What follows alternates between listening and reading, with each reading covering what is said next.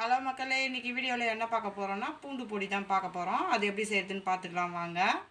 பூண்டு 3/4 கப்பு சேர்த்துக்கலாம். உரித்து வச்சுருக்கிறேன். இதை நல்லா தட்டி எடுத்துக்கலாம்.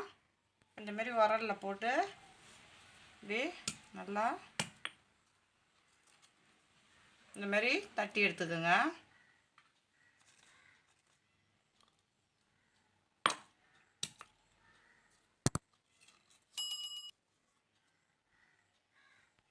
இப்போ இதேமாரி எல்லாத்தையும் தட்டி நம்ம எடுத்துக்கலாம்.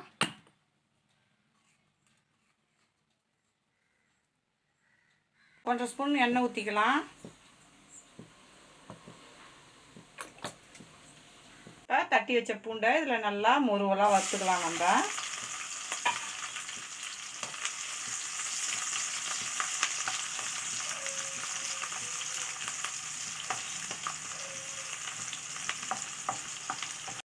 நல்லா கோல்டன் ப்ரௌனாக வர வரைக்கும் நம்ம இதை வறுத்துக்கலாம்.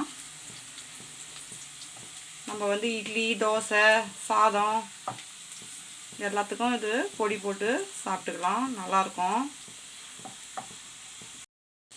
முருகலாக வறுந்துடுச்சு. இதை வந்து ஒரு பிளேட்டுக்கு மாற்றிக்கலாம்.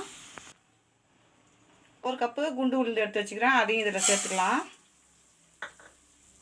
இதையும் சேர்த்து நல்லா பொன்னிறமாக வறுத்துக்கலாம்.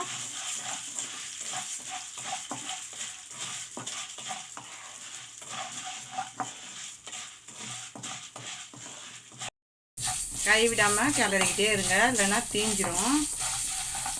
நம்ம பூண்டை வந்து நல்லா வந்து சிம்மில் வச்சு நல்லா கோல்டன் ப்ரௌனாக வறுத்துக்கணும். தீயாமல் வறுத்தா தான் பூண்டு வந்து கசக்காமல் இருக்கும்.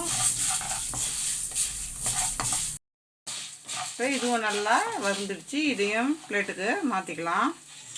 போட்டு காஞ்ச மிளகாவையும் இதில் போட்டு வறுத்துக்கலாம்.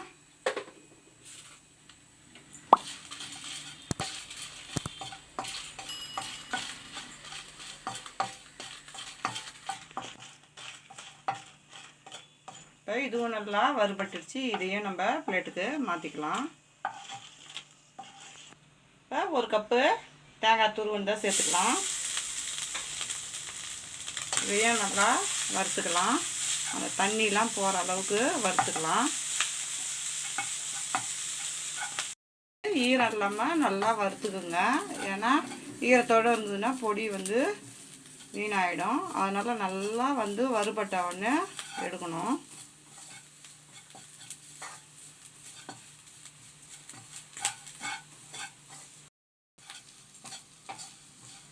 இப்போ நல்லா வறுபட்டுடுச்சு. இதையே நம்ம ஒரு பிளேட்டுக்கு மாற்றிக்கலாம். இப்போ இது ஒரு 10 நிமிஷம் ஃபேனில் ஆறட்டும். அப்புறமா நம்ம அரைச்சி எடுத்துகிட்டு வந்துடலாம். இதெல்லாம் நல்லா ஆறிடுச்சு. நம்ம வந்து ஜாரில் சேர்த்து இதை அரைச்சிக்கலாம்.